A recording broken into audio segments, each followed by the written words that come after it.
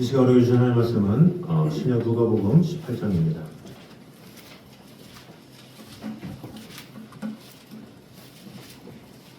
누가복음 18장 31절에서 34절까지 말씀입니다.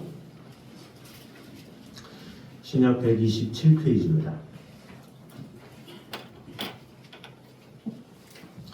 31절에서 34절 우리 교독하도록 하겠습니다. 예수께서 12제자를 데리시고 이르시되 보라 우리가 예루살렘으로 올라가노니 선지자들을 통하여 기록된 모든 것이 인자에게 응하리라.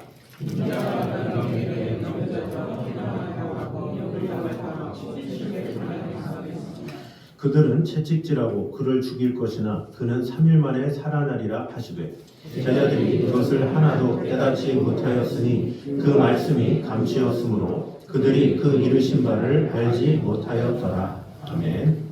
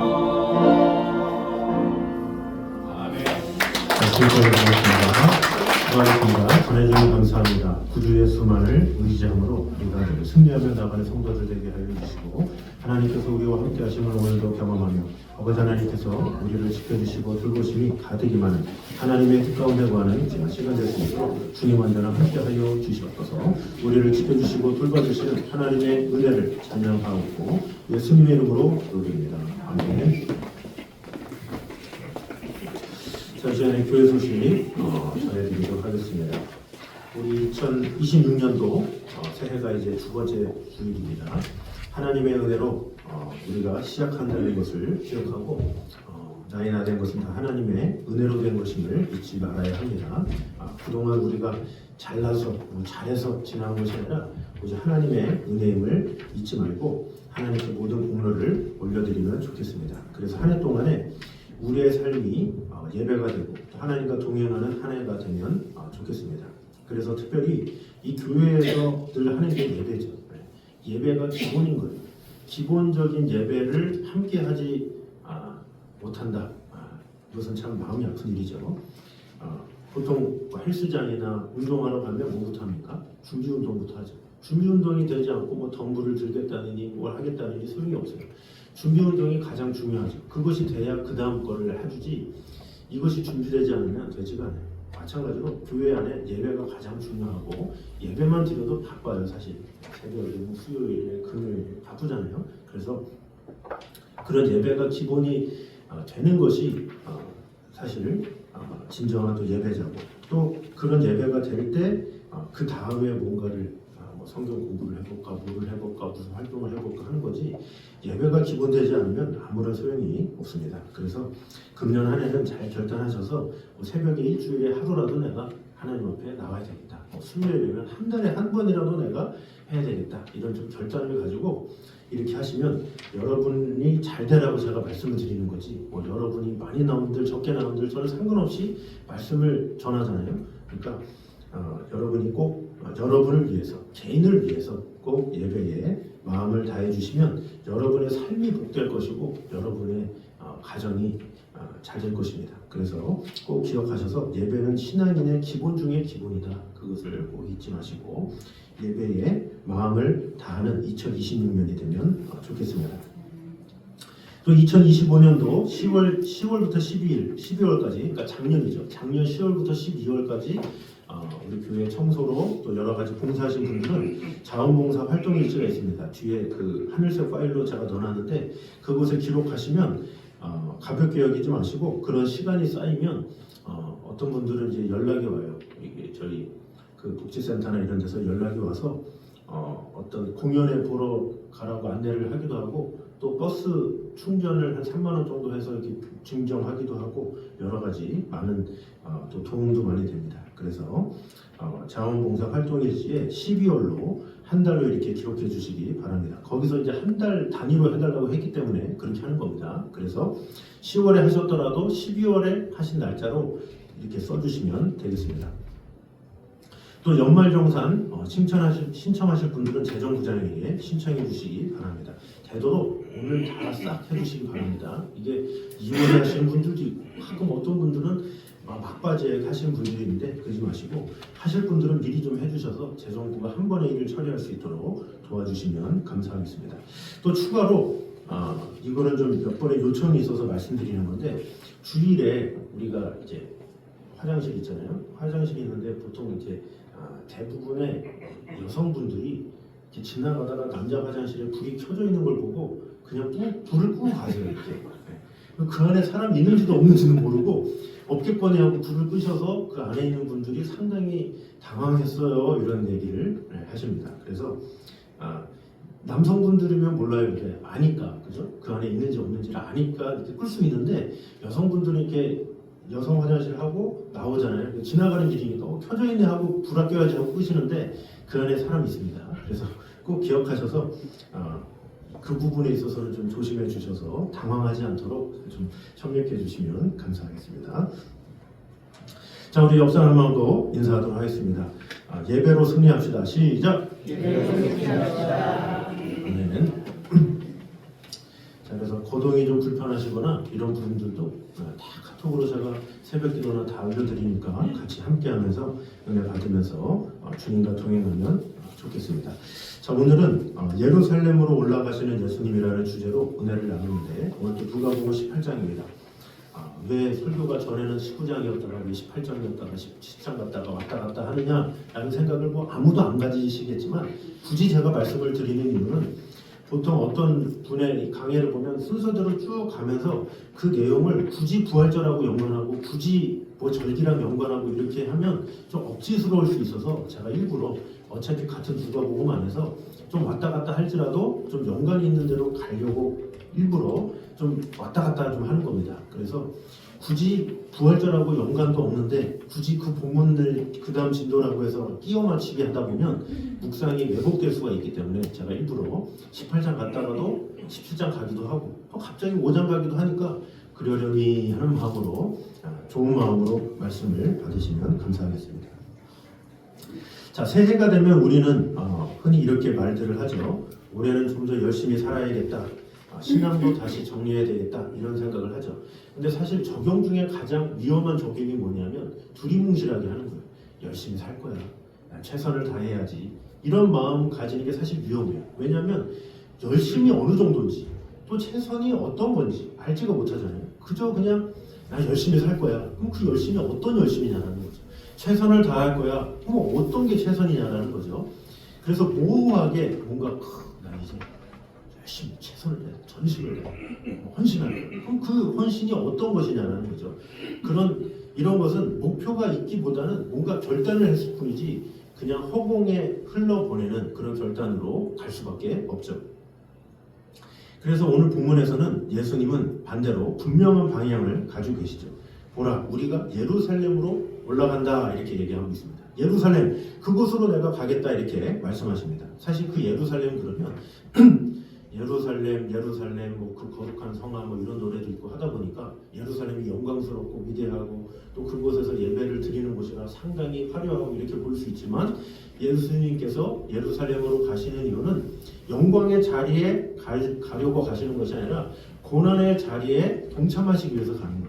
그러니까 어떻게 보면 십자가를 지시기 위해서 가시는 것이죠. 그 길을 가시면서도 예수님은 멈추지 않으셨다라는 것입니다. 그래서 우리는 새해를 시작하면서 이런 질문을 우리는 해야 할 것입니다. 나는 지금 누구를 따라서 가고 있는가? 또 어디로 가고 있는가? 이것을 우리가 아는 시간이 되면 좋겠습니다. 우리 첫 번째로 같이 한번 읽겠습니다. 시작. 새해의 길을 분명히 아시고도 전진하신다라는 거죠. 자, 31절 말씀 같이 한번 보겠습니다. 시작. 보라, 우리가 예루살렘으로 올라가느니 선지자들을 통하여 기록된 모든 것이 인자에게 응하리라. 자, 예루살렘으로 올라가노니 예고를 한 게 아니라 선언을 하신 거죠. 앞으로의 일어날 일을 막연하게 아신 것이 아니라 하나하나 구체적으로 알고 계시죠. 그 구체적인 내용이 32절과 33절에 있습니다. 같이 한번 읽겠습니다. 시작. 인자가 이방인들에게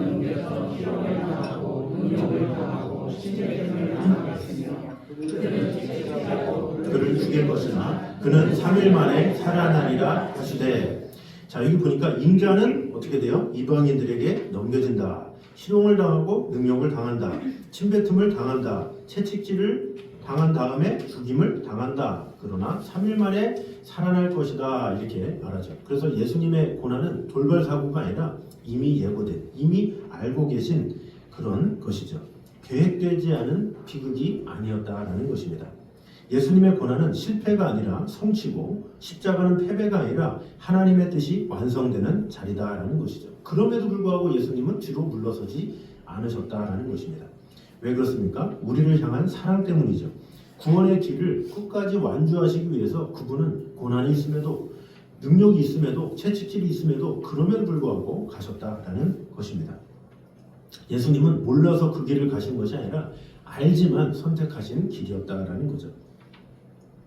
운전을 해보면 내비게이션이 있잖아요. 그래서 내비게이션을 따라 가다가도 길이 막혀요. 그럼 보통 보면 딴 길로 갈까 찾기도 하고 다른 길로 실제 가기도 하죠. 그러나 딴 길도 없는 때가 있어요.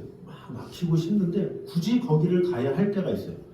그러면 어떻게든지 거기를 가야 되겠죠. 예수님의 십자가 길도 마찬가지죠. 십자가를 우회하면 어떻게 돼요? 십자가 길을 안 가게 되면 구원이 없죠. 고난을 피하면 부활도 없습니다. 예수님은 가장 막히는 길, 가장 아픈 길을 일부러 선택하셨다라는 것입니다. 그 이유는 무엇입니까? 바로 우리 때문에 그렇게 하셨다라는 것입니다. 그래서 새해가 되면 우리는 본능적으로 편한 신앙을 원하죠. 덜 헌신해도 되는 신앙, 크게 손해보지 않는 신앙, 적당히 타협해도 괜찮은 신앙, 이런 신앙을 사실 원해요. 대부분의 신앙생활이 편합니까? 물론 이렇게 주님 앞에 나오는 시간이 적으면 편하죠. 가끔 나오면 편해요. 그러나 매일 나오고 순종하며 나오고 이것은 사실 좀 피곤하거든요. 올 때마다 갖고 와야 되고 옷 입어야 되고 화장해야 되고 대가가 지불되잖아요. 그러나 오히려 그런 것이 하나님께서 기뻐하시는 것이죠. 누가복음 9장 23절 말씀 보겠습니다. 시작. 또 우리에게 이르시되 아무든지 나를 따르려거든 자기를 부인하고 날마다 제 십자가를 지고 나를 따를 것이니라. 자, 열심히 있는 신앙은 고난이 없는 신앙이 아니죠. 방향이 분명한 신앙, 십자가가 있을지라도 주님을 따라가는 신앙, 그것이 진정한 신앙이다라는 거죠. 그 신앙생활은 쉽고 편한 게 아니에요. 쉽고 편한 게 아니라 좀 대가가 지불돼요. 뭔가를 내가 더 해야 되는 것 같은. 그런데 주님 앞에 사실 우리가 무엇인가를 한다고 주님께서 우리가 더 많이 헌신한다고 주님 앞에 유익이 있습니까?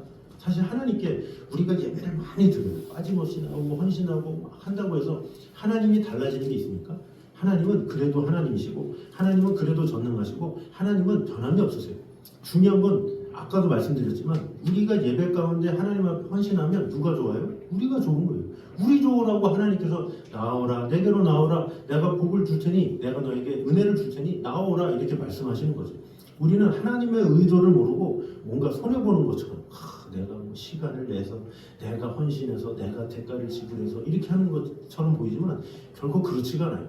하나님은 오히려 은혜를 주시는 분이기 때문에 내가 대가를 지불한 만큼 은혜를 주시는 분이다라는 거죠. 예를 들어서 여러분에게 어떤 도움을 주는 어떤 그룹의 어떤 회장이 있다고 쳐봐요. 회장님이. 그 그룹의 회장님이 여러분의 집에다가 어떤 여러 가지 정기적으로 후원도 해주고 자녀들도 도와주고 해준다고 쳐봐요. 그럼 여러분이 너무나도 감사해서 어떻게 해요? 예를 들어서 그분을 찾아가겠죠. 그분을 찾아가는 게 수고입니까? 그분한테 받는 게 있는데 그럼 그분한테 찾아가는 것에 대해서 생색냅니까? 내가 너무 많이 찾아가는 거 아니야? 이럽니까? 아니잖아요. 그분한테 기쁨으로 찾아가는 거예요. 더 많이 찾아가. 왜? 더 많이 좀 도와달라고. 그래서 그 도움을 받는 입장에서는 도움을 주는 사람이 도움을 받는 사람이 오든 안 하든 상관없어요. 안 주면 그만인 거예요. 그러나 그런 주는 그것이 있기 때문에 받는 입장에서는 너무 감사하니까 가잖아요. 근데 그 가는 것을 대가 지불한다. 명절에 내가 굳이 가야 되나? 이럴 게 있나요? 아니잖아요. 안 가봐야 자기만 손해는 거예요. 마찬가지로 우리가 주님 앞에 헌신하지 않고 주님 앞에 내 마음과 정성을 안 드리면 누구 손해예요? 사실은 내 손해죠. 우리가 주님 앞에 받을 은혜와 축복과 사랑이 얼마나 많아요. 그러나 우리가 편하게 신앙생활하면 편하죠. 몸은 편하겠죠. 그러나 누릴 수가 없는 거예요. 예를 들어서 명절이 됐어요. 그 명절에 아이들이 귀찮다고 할아버지 할머니 안 만난대. 그러면 누구 손해예요? 편하죠. 몸은 편하잖아요. 세배하러 안 가니까 몸은 편하지만 뭘 못 받아요? 세뱃돈을 못 받잖아요. 몸은 좀 피곤해도 한복 입고 막 갇혀 입고 재롱 부릴 거 다 준비해가지고 가봐. 그러면 재롱 부리느라고 시간도 걸리고 연습도 해야 되고 하지만 그것을 본 할아버지 할머니가 어때요? 우리 손주 그러면서 내가 너에게 뭘 줄까 하면서 막 용돈도 주고 뭐도 해주고 다 해주잖아요. 그 손주는 그 지혜로운 손주가 어떤 손주예요? 준비하는 거예요. 명절이다 그러면 열심히 준비해서 복장부터 쫙 준비해가지고 어떻게 하면 내가 할아버지 할머니에게 선을 잘 보일까? 이게 지혜로운 손주들인 거죠. 그러면 열심히 장기 자랑하고 또 세뱃돈도 받으면 할아버지 할머니도 좋고 손주들도 좋고 좋은 거죠. 우리가 하나님 앞에서도 마찬가지예요. 우리가 예배에 안 나오고 하나님의 이 사랑을 모르고 외면하고 그러면 편하잖아요. 집에만 있으면 편해요. 이 시간에도 주말인데 어디 가냐, 밖에 나가기도 귀찮거든요. 집에서 쉬지 뭐. 그러면 편하잖아요. 몸은 편하지만 하나님의 은혜를 받지 못하는 거예요. 하나님의 은혜를 받지 못하면 하나님께서 건강도 주시고 우리에게 자녀의 축복을 주시고 모든 것을 주시는 분인데 그런 축복을 내가 걷어차고 편함을 느낀다? 그것은 좀 어리석을 수 있다는 거죠. 그래서 우리는 항상 잘 생각해야 돼요. 하나님 앞에 나아오라, 하나님 앞에 헌신해라, 하나님 앞에 뭔가 하라. 이것은 누구를 위한 거예요? 우리를 위한 거예요. 그것을 우리는 잊지 말아야 합니다. 하나님의 영광을 위하여, 하나님의 뜻을 위해서 뭔가 하는 것 같지만 결국에는 우리를 위해서 순종하라는 거예요. 그래서 신명기 10장에 뭐라고 그래요? 내가 너희에게 율법을 주고 내가 너희에게 지키라고 한 이유가 뭐냐? 너희 잘 되라고 하는 거다, 이렇게 말씀하시는 거예요. 그러니까 하나님은 우리가 복 더 많이 받으라고, 우리가 더 잘 되라고 나오라 하는 건데, 우리는 그거를 마음이 삐딱해가지고 맨날 피곤하게 하지, 왜 시간 낭비하게 하지, 이런 생각을 한다는 거죠. 그러나 이 세상에 가장 아름다운 거룩한 낭비가 바로 예배인 거예요. 이 예배는 하나님께서 가장 기뻐하시는, 낭비인 것 같지만 낭비가 아닌, 오히려 나에게 유익이 되는 것이 바로 예배다라는 것입니다. 그래서 이 새해가 편한 길이 아니라 주님이 이미 가신 길, 그것을 선택하는 믿음의 길을 가게 되므로 그런 첫걸음을 내딛는 저 여러분 되시기를 주님의 이름으로 축원합니다. 자, 두 번째입니다. 같이 한번 읽겠습니다. 시작. 제자들은 예수님과 함께 가고 있었지만 깨닫지 못했다라는 것입니다. 자, 본문은 매우 솔직하게 제자들의 상태를 기록하고 있습니다. 우리 34절 말씀 같이 보겠습니다. 시작. 제자들이 이것을 하나도 깨닫지 못하였으니 그 말씀이 알지 못하였더라. 자, 제자들이 이것을 하나도 깨닫지 못했다라는 거죠. 예수님 곁에 있었고 같은 길을 걷고 있었고 같은 말씀을 듣고 있었고, 그러나 성경에서는 뭐라고 해요? 깨닫지 못했다, 이렇게 말합니다. 이 말은 제자들이 무지했다라는 것이 아니라 말을 못 알아듣는 것도 아니고 듣고 싶은 것만 들었다라는 거죠. 그러니까 똑같은 말이라도 듣고 싶은 것만 듣는 사람들이 있어요. 뭔가 자신에게 좀 좋은 말, 이런 것을 해줘도 아니야, 그러면서 내가 내 마음에 맞는 말, 내 마음에 흡족한 말, 그런 것을 듣는 경우가 많이 있죠. 실제로 이 사람들이 어떻게 됩니까? 예수님이 나는 예루살렘에 가야 된다, 이 말을 어떻게 들었어요? 분명히 예수님은 분명히 얘기했어요. 나 가면 고난당해, 능욕당해, 채찍질 당해, 죽어, 이렇게 얘기했거든요. 근데 제자들은 그걸 못 들었어. 귀를 가리고 오히려 예루살렘에 가면 어떤 생각을 해요? 예수님이 예루살렘에 입성한다고? 로마 황제와 맞짱 뜬다고? 그러면 새로운 로마의 왕이 되겠네? 그러면 내가 출세하겠네? 이런 생각을 하는 거예요. 그러면 우리 민족은 이제 해방되겠네? 이제 메시아를 통해서 성공하겠네? 나도 한 자리에 오르겠네? 이런 착각을 하게 되는 거죠. 그래서 실제로 요한복음 12장에 보면, 또 모든 복음서에 나오지만 예수님이 예루살렘에 입성하는 장면이 나오죠. 나귀를 타고 예루살렘에 입성하는 이유가 뭐예요? 죽으려고 가시는 거예요. 고난당하려고 가시는 거예요. 그런데 거기에 백성이 종려나무 가지를 흔들고 호산나 다윗의 자손이여 손을 들고 있어요. 그게 정말로 예수님이 예루살렘에 입성하셔서 고난당하고 죽을 것에 대한 그 아픔 가운데 한 겁니까? 아니잖아요. 주여 구원하소서, 이 로마의 압제 아래서 왕이 되어 주시옵소서, 나를 좀 살려주세요, 내가 좀 한 자리 좀 얻게 해주세요. 그래서 더 큰 종려나무 가지를 아마 들었을 것 같아요. 더 잘 보이려고. 보세요, 제 종려나무 보세요, 아주 빳빳하고 큽니다. 막 흔들면서 저 좀 알아봐 주세요, 제 얼굴 좀 봐주세요 하는 거죠. 눈도장을 찍어야 출세할 수 있으니까.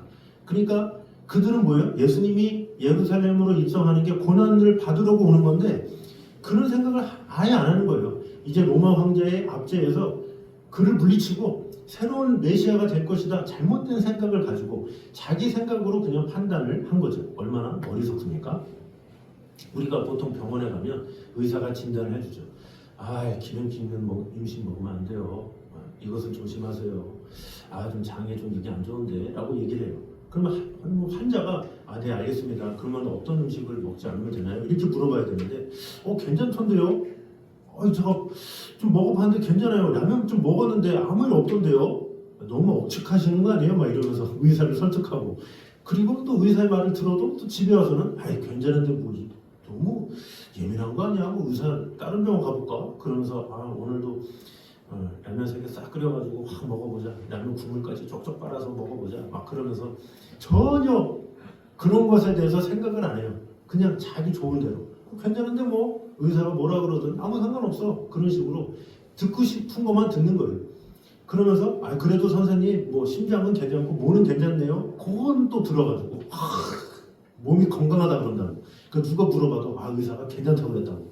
이전에 막 조심하라 그러면 다 잊어버리고 괜찮다고 그랬다고 난 다 먹어도 된다고 그러면서 몸을 망가뜨리는 경우가 많이 있죠. 자, 그래서 우리 안에도 이런 모습이 있을 수 있다는 거죠. 우리가 말씀을 정기적으로 듣잖아요. 말씀 가운데 거하잖아요. 그러면 이 말씀을 듣고 싶은 것만 듣는 경우가 상당히 많이 있어요. 그래서 오늘날의 교회도 상당히 도덕적인 교회가 많잖아요. 여러분 잘 될 겁니다. 하나님이 함께 하셔서 여러분은 성공합니다. 여러분은 뭘 하든지 아주 하는 것마다 그냥 탁탁탁탁 잘 돼가지고 그냥 만사 형통합니다. 이런 걸 되게 좋아해요, 사람들이. 그래서 실제로 미국에 긍정의 힘이라는 책 있잖아요. 그 목사님은 항상 그런 말만 해요. 그러니까 이 성도들이 웃어. 기쁨이 넘쳐.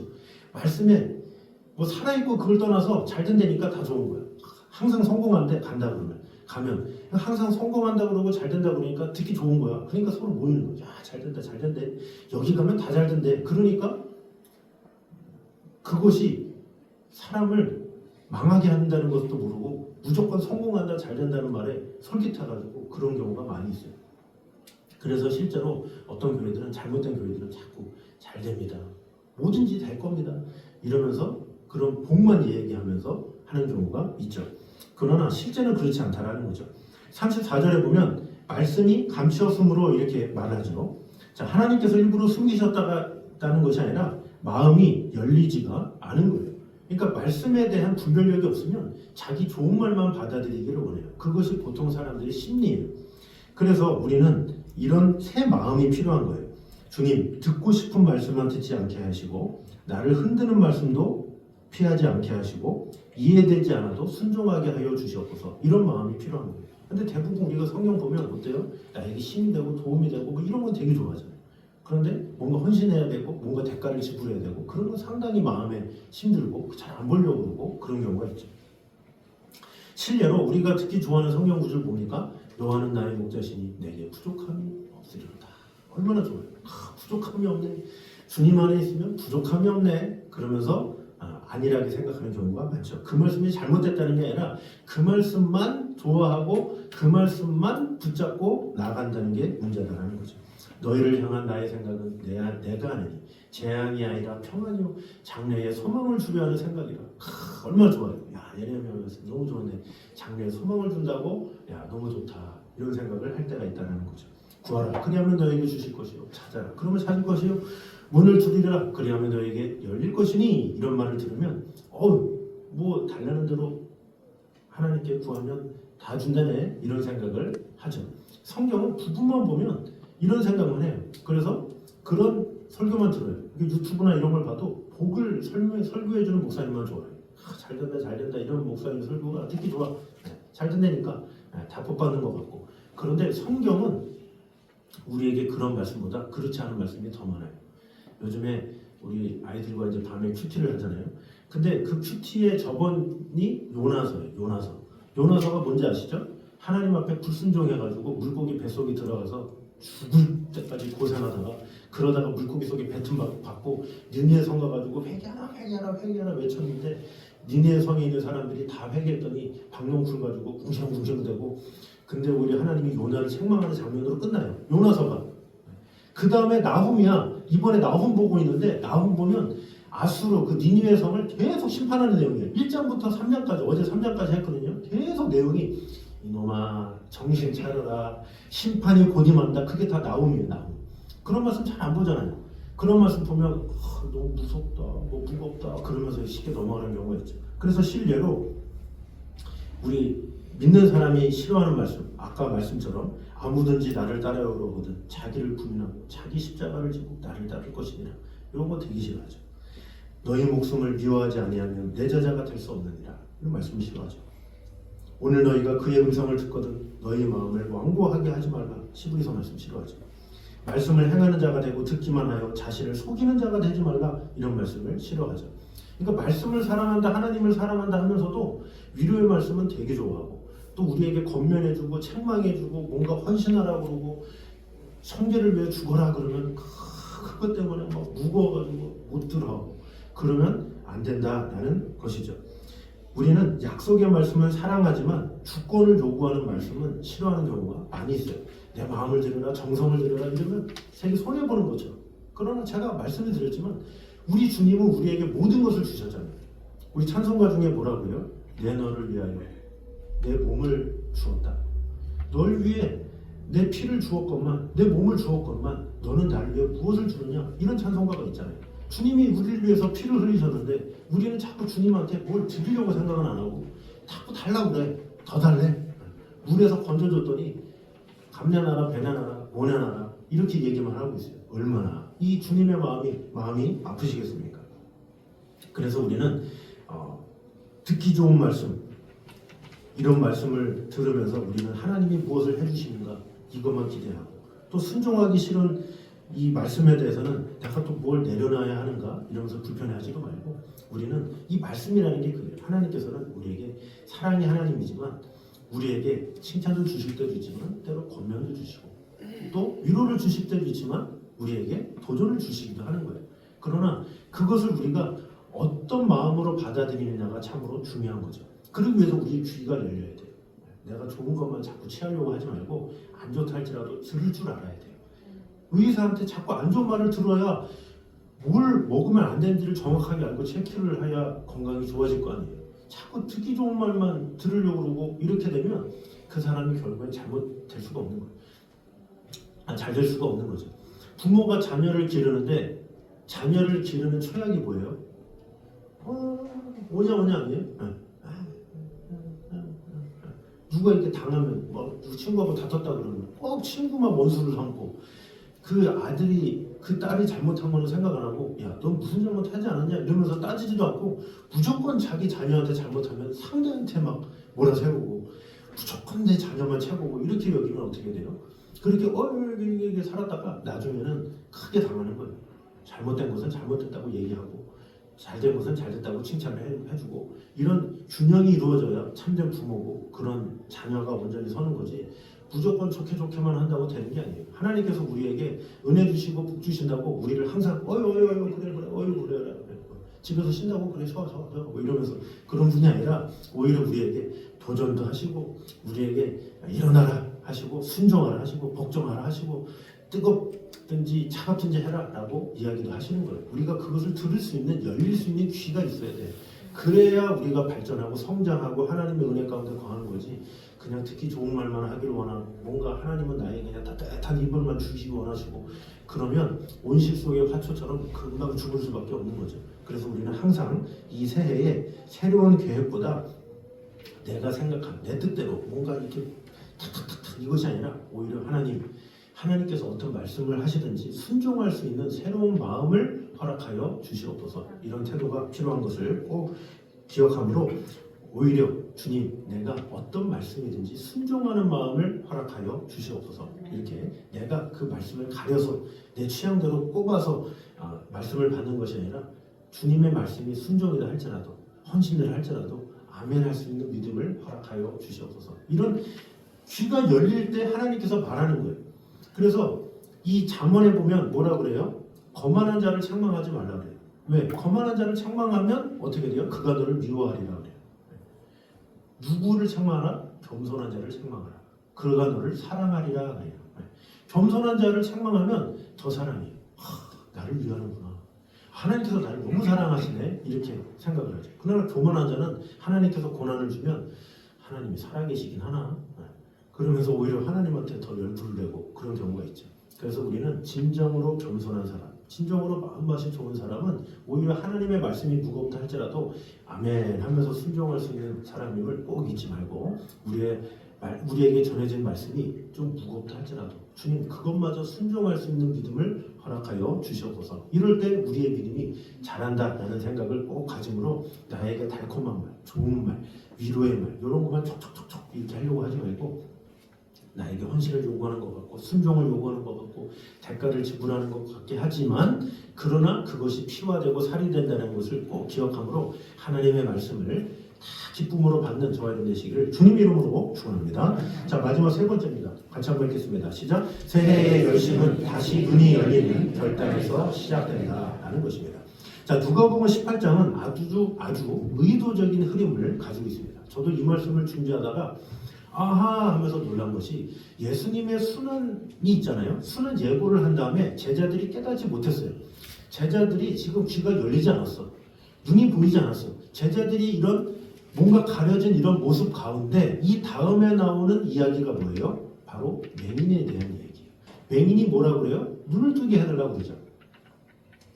35절 한번 읽겠습니다. 시작. 여리고에 가까이 가셨을 때에 한 맹인이 길가에 앉아 구걸하다가, 자 뭐예요? 눈을 뜨고 있었던 제자들은 깨닫지 못했고 오히려 눈이 닫혀 있었던 맹인이 눈을 열어주세요, 내 눈을 뜨게 해주세요 이렇게 강구를 하고 있는 거예요.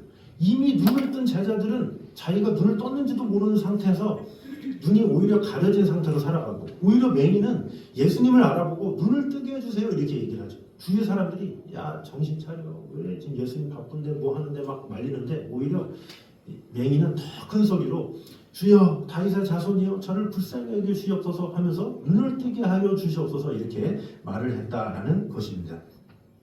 이것이 바로 눈이 열리는 사람의 태도라는 것을 잊지 말아야 합니다. 주변의 시선보다 주님의 은혜가 더 절실한 사람, 이런 사람을 하나님께서 기뻐하신다라는 거죠. 우리가 어두운 밤에 운전을 하면 어떻습니까? 계속 가던 길을 가면 이렇게 조심을 안 해요. 이 라이트나 이런 것들도 쉽게, 저 같은 경우도 자주 잊어버리거든요. 저는 이렇게 라이트가 별로 켰는지 안 켰는지 잘 이렇게 보이진 않아가지고 한참 달리다가 안 켰네 이런 경우가 많아요.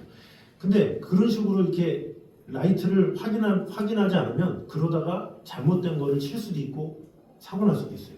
그래서 항상 전조등이든 뭐든 이렇게 켜야 돼요. 그것을 켜서 밝게 해줘야 그 길을 갈 수가 있는 거죠. 신앙도 마찬가지다라는 것이죠. 눈이 열리지 않은 상태는 아무 소용이 없어요. 눈이 먼저 열려야 돼. 하나님을 향한 그 사랑, 그 이해, 그 은혜 이런 것이 열려야 우리의 열심이 안전한 거예요. 열심은 하는데 눈이 닫혀있다? 그런 소용이 없어요. 아까도 말했지만 막 종려나무 가지를 흔드는 그 사람들은 열심히 있었잖아요. 어떻게든지 출세하려고. 그들의 열심은 어떤 열심이에요? 출세하려고 하는 열심이에요. 그러나 이 맹인에 대한 맹인의 열심은 뭐예요? 눈을 열게 하는, 뭔가 주님을 만나고자 하는 열심이죠. 그러니까 똑같은 열심이도, 똑같은 신앙생활을 해도, 똑같은 기도를 해도 어떤 사람은 자기 욕심만을 위해서 기도하는 사람이 있어요. 그러니까 기도를 3시간, 4시간, 5시간, 6시간 기도 가가지고 몇 시간 하는데 결국에는 자기만을 위해서 하고 자기 자신만을 위해서 한다? 그러면 의미 없는 열심이 될 수가 있어요. 그러나 우리가 주님 앞에 좀 나오는 시간이 적다 할지라도 내가 하나님의 영광을 위하여, 하나님의 뜻을 위하여 눈이 열리면 나의 기도 자체가 다르죠. 주여 죽어가는 영혼들이 있습니다. 주여 선교지가 있습니다 하면서 뭔가 더 세상을 향해 나아가는 그런 마음을 갖게 되죠. 그래서 우리에게 중요한 것은 열심을 갖는 게 중요한 것이 아니라 어떠한 열심을 가지느냐. 눈이 열린 상태에서 열심을 갖느냐, 눈이 닫힌 상태에서 열심을 갖느냐는 다르다라는 것이죠. 제자들은 말씀을 들었지만 보지 못했죠. 맹인은 오히려 아무것도 보지 못했지만 보기를 원했죠. 그래서 예수님이 맹인에게 이렇게 말씀하십니다. 너의 믿음이 너를 구원하였다라는 거죠. 중요한 것은 맹인이 무엇을 했느냐 이것이 아니라 무엇을 바라보았느냐라는 것입니다. 그의 눈은 보이지 않았지만 주님을 향해 눈을 여는 믿음이 있었죠. 그래서 눈이 열리기 때문에 이제는 주님이 보이는 거예요. 그 주님께 모든 것을 드린 거죠. 자, 베드로가 누가복음 5장에 예수님께서 깊은 데로 가서 고기를 잡으라 그랬어요. 물고기를 잡았어. 그 물고기 잡으면 부자 된 거 아니에요? 그런데 베드로는 눈이 떴죠. 예수님이 고기도 낫게 해주고 그럼 우리의 건강도 지켜주시고 내 장래도 책임져 주실 것이네. 그것을 알고 어떻게 돼요? 고기를 버려주죠. 엄청난 고기를 버려두고 예수님을 따라가요. 따라갔더니 장모님도 치료해주네, 자신의 인생도 바꿔주네, 초대교회가 자신을 통해서 변화가 되죠. 베드로를 통해서. 눈이 열리면 예수님을 향하게 돼 있어요. 예수님 앞에 제대로 헌신하게 돼 있죠. 근데 눈이 열리지 않으면 자기 욕심을 따라 살게 돼요. 자기 욕심, 자기 유익만을 위해서. 자기 욕심 따라, 자기 유익 따라 이게 사는 것이 무조건 잘못됐냐? 그것은 아니지만 그것이 이기심이 되면 자기 욕심으로 끝나는 경우가 많기 때문에 그래요. 주님은 온데간데 없고 그런 사람은 자기 욕심이 채워지면 주님한테 빠이빠이 해요. 자, 제 실속 다 채웠습니다. 이제 주님 가셔도 돼요. 이런 믿음을 갖게 되죠. 그런 사람은 또 절박하면 또 찾아와. 다시 찾아와가지고 3년 만에 다시 찾아와가지고 주여 또 이게 또 안 됐네 전에 저기 했네. 그래서 또 해주면 아유 다 해결됐어요. 이제 주님 이제 볼일 보러 가셔도 됩니다. 이렇게 가죠. 그러나 눈이 열린 사람은 어찌하든지 주님을 따르죠. 그러면 주님께서 우리에게 무엇인가 요구한다 할지라도 오히려 주님께서 주시는 은혜가 무엇인지를 알고 하나님 앞에 언제나 어디서나 변함없이 헌신하고 주님 앞에 충성을 다하게 되는 것입니다. 결국 이 새해에 필요한 것은 무작정 더 열심히 하는 것이 아니라 다시 보는 것임을 우리는 알아야 합니다. 예수님이 어떤 길을 가셨는지 다시 보고 어떤 방향으로 걸어가셨는지 그것을 보고 걸어가는 태도, 그것이 필요합니다. 지금 무엇을 붙잡고 있는지 다시 보는 것. 그래서 새해의 기도는 우리의 이것이 되어야 합니다. 주님 다시 보게 하여 주시옵소서. 이런 태도가 필요합니다. 말씀이 들리게 해주시고 주님 앞에 제가 무엇을 해야 할지 방향을 알게 하여 주시옵소서. 이런 태도가 필요합니다. 내 스스로 그냥 편한 길을 정해놓고 주님 이 길 가겠습니다. 이것이 아니라 주님 가신 그 길을 따라 가겠습니다. 험한 길이다 할지라도 고난의 길이다 할지라도 그럼에도 불구하고 주님을 따르겠습니다. 그러면 어떻게 돼요? 오히려 주님이 책임져 주시고 은혜 주시는 거예요. 그러나 몸살이겠다고 그냥 주님 내 이 길 편합니다. 내가 안락한 길 가기 원합니다. 그러면 당장에는 편한 것 같지만 하나님이 함께 하시지 않기 때문에 은혜도 없는 길이요 하나님의 축복은 없는 길이 될 수밖에 없다라는 것입니다. 그러므로 눈이 열리면 열심은 자연스럽게 따라오게 됩니다. 예수님은 오늘도 우리를 부르십니다. 보라, 우리가 예루살렘으로 올라가노니. 이 길은 쉽지 않지만 주님이 이미 가신 길이며 반드시 부활로 이루어지는 길입니다. 새해의 시작점에서 우리는 이렇게 선택할 수가 있습니다. 그래서 우리는 이렇게 기도했으면 좋겠습니다. 주님 다시 보게 하여 주시옵소서. 그리고 보게 된 만큼 기쁜 마음으로 따르게 하여 주시옵소서. 그러므로 이 시대, 이 새해에 눈이 열리고 방향이 분명해지고 기쁨으로 주님을 따르는 저희 되시기를 주님의 이름으로 축원합니다. 자, 이 시간에 주님 다시 오실 때까지 우리 가사 생각하면서 주님 다시 오실 그날까지 주님을 따라가겠습니다. 좁은 좁은 길 나의 십자가를 지고 주님을 따라가기 원합니다. 이런 결단의 마음으로 같이 찬양하도록 하겠습니다.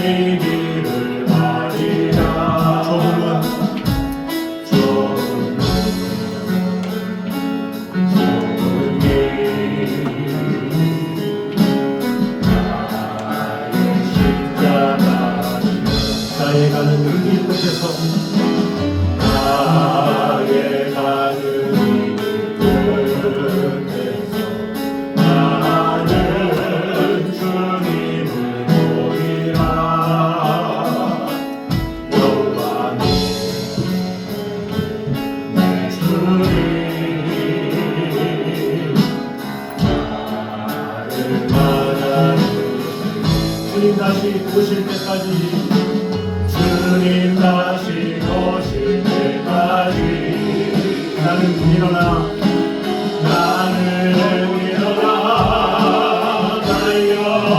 달려가리라 주의 영광 온 땅 덮을 때 나는 일어나 노래하리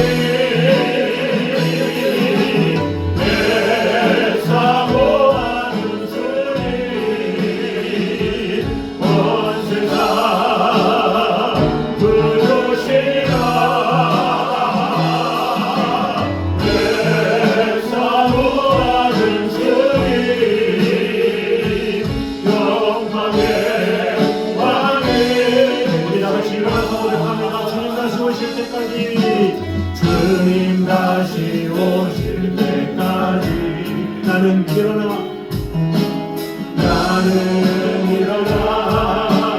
달려가리라 주의 영광 온 땅 덮을 때 나는 일어나 노래하리 내 사모하는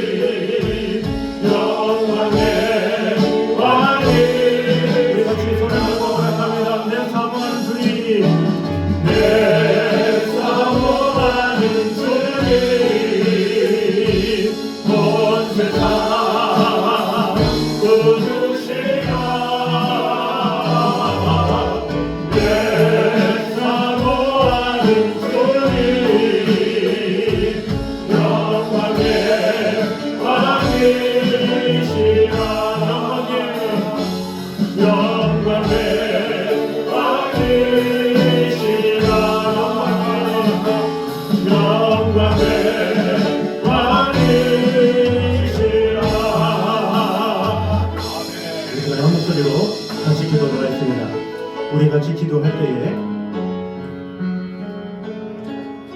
예수님은 고난의 길을 분명히 아심에도 불구하고 전진하신 분임을 오늘 보게 되었습니다.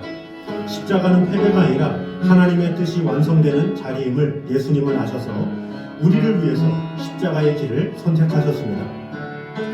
우리 또한 열심 있는 신앙을 갖되, 특별히 고난이 없는 신앙은 열심 있는 신앙이 아님을 꼭 기억하므로 십자가가 있다 할지라도 주님을 따르는 그런 신앙을 가지기 원합니다. 이런 결단을 하면 좋겠습니다.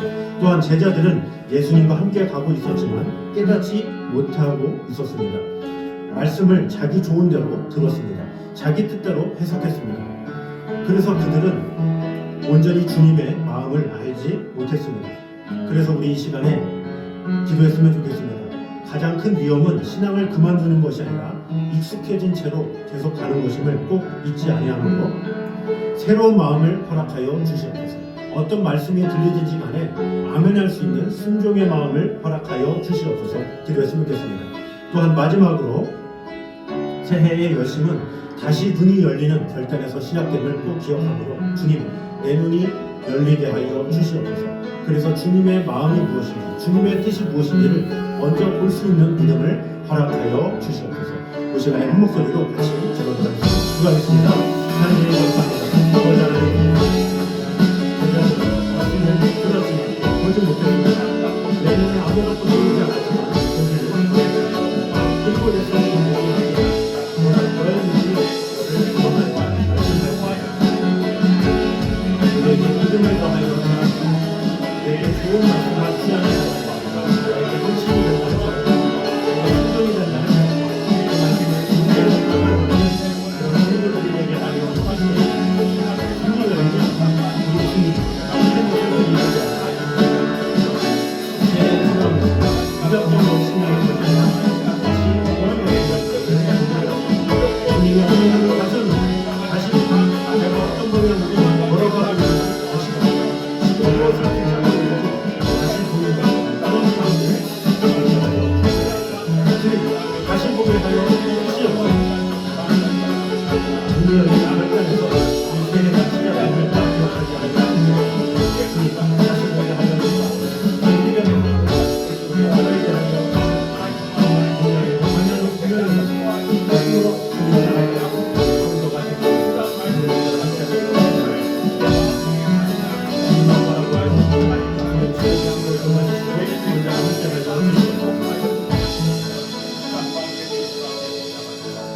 찬양주님 감사합니다. 이 새해에 우리에게 필요한 것은 무작정 열심히 하는 것이 아님을 오늘 보게 되었습니다. 다시 보는 것입니다. 예수님이 어떤 길을 가셨는지 다시 보고, 내가 어떤 방향으로 걸어가고 있는지 다시 보고, 지금 내가 무엇을 붙잡고 있는지 다시 보는 것. 그래서 우리의 새해의 기도가 주님 다시 보게 하여 주시옵소서, 이런 기도를 하게 하여 주시옵소서. 새해의 열심은 눈이 열리는 결단에서 시작된다는 것을 오늘 보게 되었습니다. 이 새해에 눈이 열리고 방향이 분명해지고 기쁨으로 주님을 따르는 우리 모든 성도들이 되게 하여 주시옵소서. 이제는 고난과 십자가를 알고도 예루살렘으로 전진하신 우리 주 예수 그리스도의 은혜와 듣기 좋은 길이 아니라 구원의 길을 끝까지 이루신 하나님 아버지의 크신 사랑하심과 말씀을 듣기만 하는 신앙이 아니라 다시 보게 하시고 깨닫게 하시고 순종하게 하시는 성령님의 감동과 교통과 인도하심이 새해의 문턱에서 편한 길이 아니라 주님이 이미 가신 길을 선택하기로 결단하는 주의 모든 백성 위에 말씀 앞에 익숙함을 내려놓고 눈을 뜨고 주를 따르며 보게 된 만큼 기쁘게 순종하기로 다짐하는 이 자리에는 모든 성도들 위해 역사까지 함께 있기를 간절히 축원하옵나이다. 아멘.